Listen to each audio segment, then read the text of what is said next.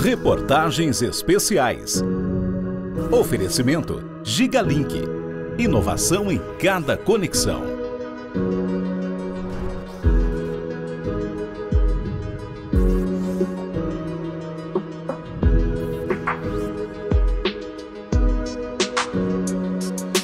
O sal que hoje não pode faltar numa boa comida, há alguns séculos era produzido aos montes, nas salinas espalhadas pela região dos lagos do Rio.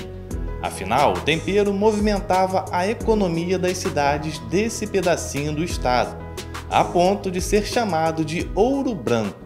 A história do sal ela é muito rica, né? Ela começa, digamos, ali com os indígenas, né? Os originais da terra, eles já conheciam o sal aqui da nossa laguna, né? Já empregaram esse sal, utilizaram esse sal, né? Então nós temos aí, digamos, os indígenas como os primeiros salineiros, eu costumo colocar dessa maneira aqui no museu.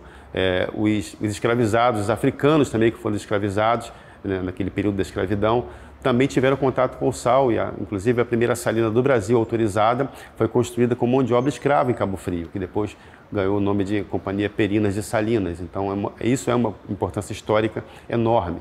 Os imigrantes que chegaram após o final da escravidão também trabalharam com o sal, povos de diversas partes do planeta, da Itália, Espanha, Japão, inclusive, e, sobretudo, portugueses. São Pedro da Aldeia, que faz limite com Cabo Frio, é a cidade pioneira do Brasil a ter um acervo histórico, dedicado exclusivamente à cultura do sal e das salinas. A tradição do uso do alimento na Costa do Sol do Rio de Janeiro começou ainda no período colonial, ganhando força a partir da segunda metade do século XIX. Digamos, desde o começo do século XX, pelo menos, tornou-se uma atividade de grande importância econômica, né? O sal daqui da região do Cabo Frio, ele era levado para diversas partes do país, até para fora dele.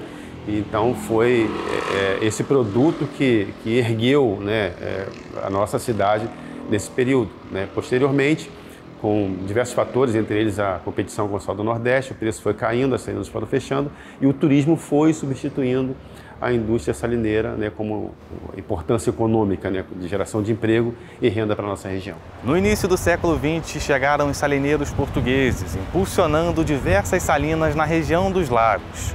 Após centenas de anos, ainda é possível ver equipamentos usados nesse período, como os moinhos.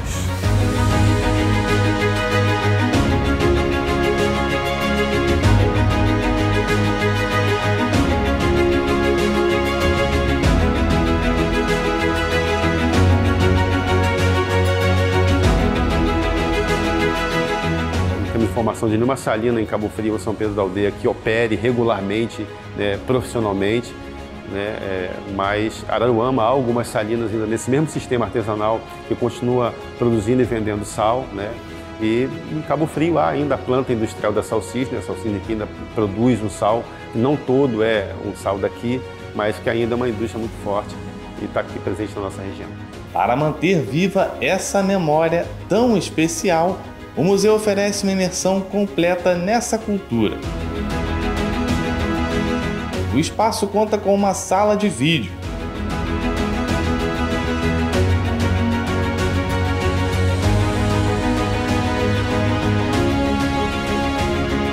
área de exibição de imagens da história universal do sal, outra com exposições diversas.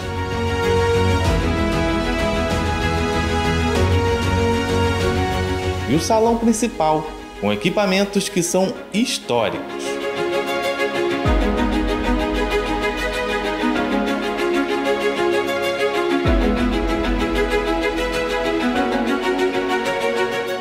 Nós temos vários quadros, né, que foram feitos por artistas locais que remetem a essa cultura salineira. Alguns mostram as salinas, alguns mostram outras partes, alguns pontos históricos da nossa cidade.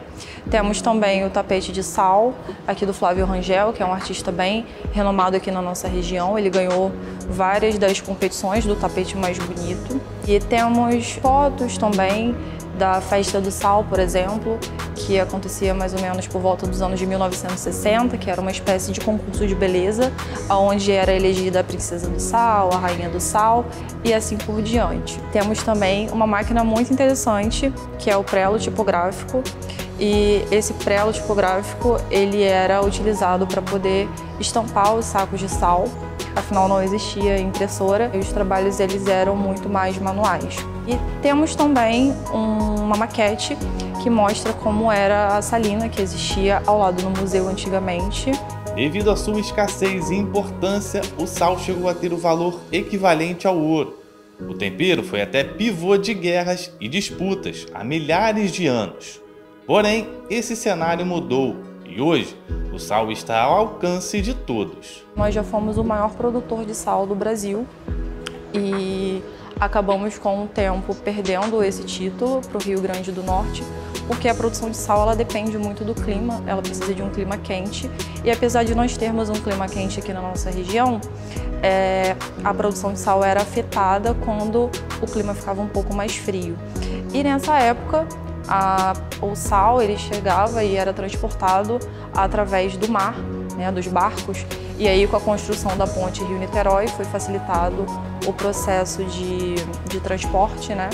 E aí o Rio Grande do Norte tem uma produção em uma escala muito maior por conta do clima quente, o que acaba barateando também o processo de produção. Essa e outras histórias sobre a influência do tempero na vida dos moradores dessas cidades podem ser conferidas no Museu de São Pedro, onde o sal é uma riqueza cultural.